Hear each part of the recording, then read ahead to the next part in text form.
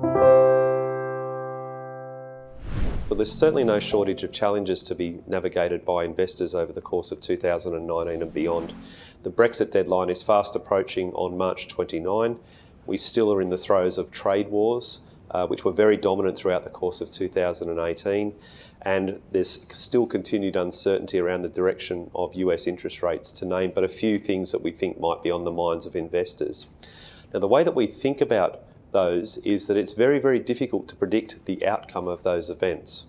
From our point of view, we're much more interested in what our valuation analysis tells us. Are we getting a good deal to be investing in markets or not? And in that respect, many markets, many share and bond markets are presenting with poor valuations, and with that comes the heightened risk of loss.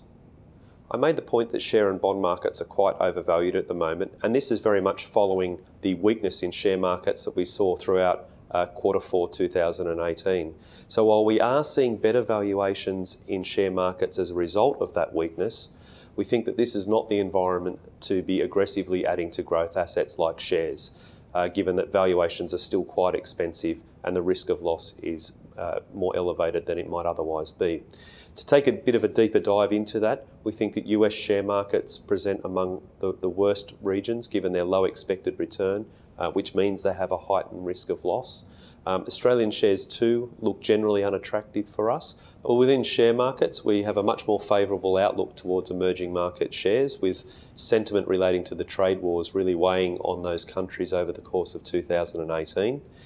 Elsewhere, poor sentiment towards the Brexit negotiation has seen a valuation opportunity come through in UK shares. We also continue to see an opportunity in Japanese shares, with reasonable valuations supported by a structural change that sees Japanese corporates really focusing on delivering improved shareholder outcomes.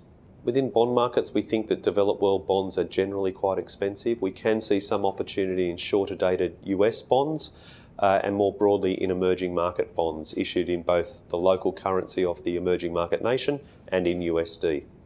More broadly though, we continue to hold more cash than we otherwise might in wait for more compelling investment opportunities.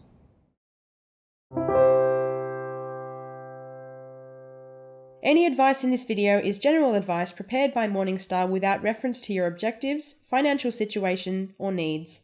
You should consider the advice in light of these matters and any relevant product disclosure statement before making any decision to invest.